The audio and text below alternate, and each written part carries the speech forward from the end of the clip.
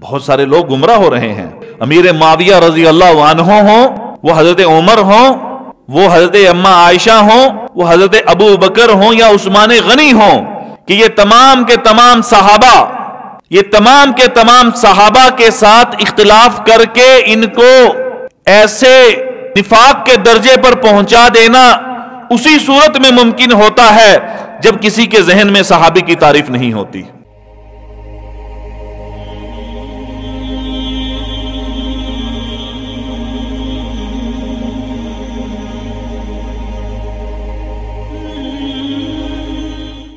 کل پرسوں ایک لڑکا میرے پاس کھڑا تھا، تو اس کے ساتھ میری کسی ایک بات پر بحث ہو رہی تھی. بتلا دیتا ہوں، میں نے ایک سٹیٹس لگایا یکم محرم کو کہ لو کانا بعدی نبی لکانا عمر. یہ حدیث میں نے اپنی ٹائم لائن پہ شیئر کر دی کہ میرے بعد اگر کوئی نبی ہوتا تو وہ عمر ہوتا. اس نے اس سٹیٹس پر جو ایموجی لگائی تو وہ ہنسنے والی لگائی. میں نے کومنٹ میں جا کر پوچھا کہ آپ کے ہنسنے کی وجہ، تو اس پر پھر وہ ہنسا. شاید وہ خطا کر گیا ہو، کیونکہ دل اور وہ ہنسنے والی ایموجی جو ہے وہ ساتھ ساتھ ہوتی ہے. تو میں نے کہا شاید غلطی سے اس سے ہو گیا ہو، لیکن جب میں نے وجہ پوچھی تو اس پر پھر وہ ہنسا. میں اسے پوچھ رہا ہوں کہ آپ پھر مسکرا رہے ہنس رہے ہیں، کیا آپ کو اس حدیث کے اوپر اعتبار نہیں ہے؟ اگر آپ محسوس نہ کرو تو میں یہ سمجھ رہا ہوں، وہ یہ سمجھ رہا ہوں کہ تیرے نزدیک یہ حدیث صحیح نہیں ہے، اور گویا کہ تو ہنس کر یہ بتلانا چاہ رہا ہے کہ تو نے اس حدیث کا تمسخر کیا اور مذاق اڑایا ہے. اس پر لمبی بحث شروع ہو گئی. کالونی کے، سرگودا کے، ادھر ادھر کے جو میرے فیس بک فرینڈ تھے انہوں نے خیر اس کو کافی رگڑا دیا. میری پرسوں سے ملاقات ہوئی تو وہاں بات چلی، تو بات وہیں صحابہ کے اوپر آ گئی. تو اس کے سامنے میں نے ایک اصول رکھا. میں نے اس سے پوچھا کہ تم صحابی کی تعریف کرو میرے سامنے. کیوں؟ پوچھنے کی نوبت اس لیے آئی کہ مجھے کہنے لگا کہ صحابہ میں بہت سارے منافقین بھی تھے. میں نے کہا تو کس طرح یہ کہہ سکتا ہے کہ صحابہ میں بہت سارے منافقین تھے؟ کہ قرآن میں منافقین کا ذکر آیا اور وہ ایمان لائے ہوئے تھے، مسلمان تھے، لہٰذا وہ منافقین بھی تھے. میں نے کہا تیری اس بات سے سمجھ میں جو چیز آتی ہے وہ یہ کہ جو آل رسول اور اہل بیت رضوان اللہ علیہم اجمعین، ان کے ما سوا تم کسی کو مسلمان یا کسی کو صحابی رسول تسلیم کرنے کے لیے تیار نہیں ہو.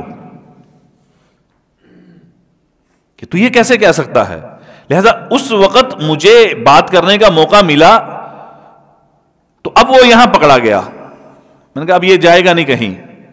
میں نے اسے پوچھا کہ مجھے صحابی کی تعریف کر کے بتلا کہ صحابی کسے کہتے ہیں. یہی وہ نقطہ ہے جہاں آپ کسی کو بھی لاجواب کر سکتے ہو. یہی وہ چیز ہے کہ جس چیز کے علم میں نہ ہونے کی وجہ سے بہت سارے لوگ گمراہ ہو رہے ہیں. بہت سارے لوگ گمراہ ہو رہے ہیں. اس لیے امیر معاویہ رضی اللہ عنہ ہوں، وہ حضرت عمر ہوں، وہ حضرت اما عائشہ ہوں، وہ حضرت ابو بکر ہوں یا عثمان غنی ہوں، کہ یہ تمام کے تمام صحابہ کے ساتھ اختلاف کر کے ان کو ایسے نفاق کے درجے پر پہنچا دینا اسی صورت میں ممکن ہوتا ہے جب کسی کے ذہن میں صحابی کی تعریف نہیں ہوتی. صحابی کی تعریف ہے کیا؟ تو یہ بول. خاموش کہ مجھے نہیں پتا. کہ صحابی وہ جس نے کچھ عرصہ بھی، کچھ لمحہ بھی حضور کے ساتھ گزارا ہو، وہ صحابی ہے. میں کہا قربان جاؤں تیرے اوپر. تو ابو لہب بھی صحابی تھا کہ جی وہ تو مسلمان ہی نہیں ہوا تھا. میں نے کہا صحابی کی تعریف سن، اس کے بعد تجھے کوئی اختلاف نہیں اختلاف کرنے کا موقع نہیں ملے گا کہ آپ بتاؤ صحابی کسے کہتے ہیں. تو پھر میں نے عرض کیا کہ صحابی کہ جس نے ایمان کی حالت میں ایک بار بھی حضور کی زیارت کی ہو،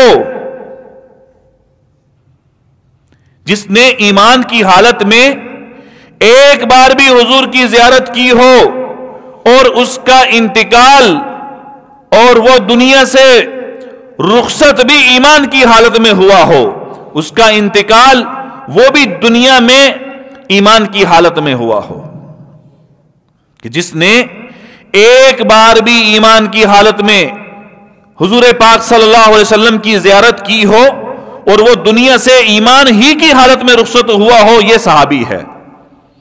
لہذا منافقین اس میں شامل نہیں ہیں کہ وہ ایمان لانے کے بعد اگر دل میں ایمان نہیں تھا، چور تھا، تو دنیا سے رخصت ہوتے وقت یا تو حضور کا زمانہ انہوں نے پایا ہے بے ایمانی کی حالت میں، یا دنیا سے رخصت ہوتے وقت ان کے دل میں ایمان نہیں تھا. اس میں وہ بھی نکل گیا کہ جس نے ایمان کی حالت میں نہیں دیکھا. اس میں سے وہ بھی نکل گئے کہ جو ایمان کی حالت میں دنیا سے رخصت نہیں ہوئے تھے. لہذا یہ تمام صحابہ کہ جن کے ہم پیروکار ہیں، یہ تمام کے تمام ایمان کی حالت میں جا رہے ہیں.